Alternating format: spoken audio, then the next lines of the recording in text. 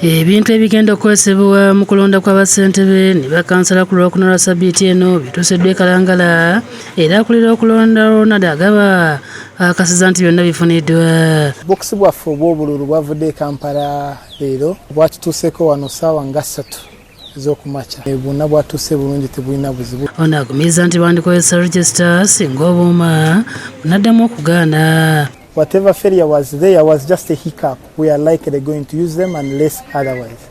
But again, the primary document for voting is the register. Mwabaddewo nga bikozesebwa bituusibwa ye Fred Mwesigye ne John Lutalo bakakasizza nti ebintu byonna bituukidde mu budde. Bakasizza bulungi ebintu ebizze byo ng'ate n'esseruko eziri bulungi tewali nsobi yonna gye ndabyemu. Ebikozesebwa byabwe bokisi zonna zituuse olwaleero. Emmotoka ezze nga siiruko eziri bulungi era ne tuzimenya nga tezaafunye buzibu bwonna. Mu ngeri emu abalangirwa ng'abawanguzi ku bubaka bwa Paalamenti okulibira Lugoloobi ow'e Bujumba, Carol Nannyondo Birungi ow'e ssaako Helen Nakimuli baze bagenda okukolera bannakalangala.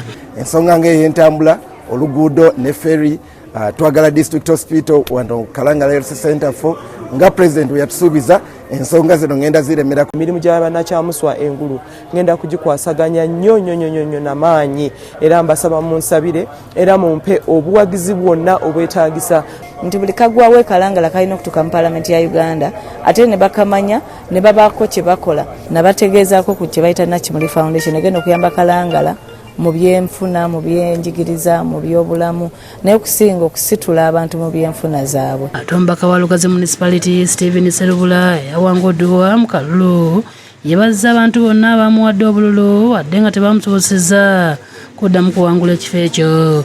Njagala okwebaza Bannalugazi olw'akalulu ke twakavaamu ng'ennaku z'omwezi 15 ate bwe baayongera okuyimirira naffe twagala okwebaza bassebo ne bannyabo.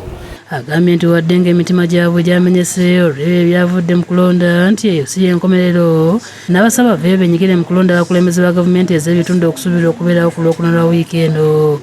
Buli omu awulira si mumativu era abantu bangi emitima gimenyese oba olabye nti tudda mu kalulu naye twagala okubasaba nti newankubadde biriwo ebityo naye ate akalulu ka local government kakulu nnyo tuleme kuggwerayo bassebo ne bannyabo tubasaba obululu obusigaddewo tubwenyigiremu kubanga ate local government yesinza okutusemberera ennyo wano. Akasizza ng'abantu bangi bamulonze kyokka n'alaga obutali bumativu olw'engeri abantu ba Lugazi gye babamu ababaka ba Paalamenti ekisanja kimu kyokka n'agamba nti ennono eno yakubafiiriza batuuke okulonda abasuubuzi nga tebategedde. Bannalugazi bajja kuwa abakulembeze ekirowoozo nti oli wajja asirike busirisa alye ssente zo aleme kuba na buweereza kubanga bamanyi ne bw'okola otya era bajja kugamba nti ffe tulonda kisanja kitya kimu. N'olwekyo njagala okubasaba okukyusaamu ku ndowooza eyo lwansonga nti bajja kufunanga abakulembeze ababasuubula bwe badduka. Kikosa nnyo obukulembeze ekyo oluusi omukulembeze byaleka mu pipeline weekanga ate oli tasobola kubiggusa. Kiwanuka Birembiru omu ku bakulembeze mu kitundu ekyasabye abantu obutagwa mu maanyi badde balonda abakulembeze baabwe ku mitendera egya wansi. Kuba akalulu kano aka local government ke kasinga okugasa omuntu wa wansi emirimu gyonna egikolebwa wansi kulima nguudo ku masomero biki byonna bijja mu local government. So muveeyo mulonde abakulembeze abanaagasa ekitundu kyaffe. Nkuba Samuel ne Mukasa Kivumbi ebakusakidde eggulu eno ku Lwabukedde TV.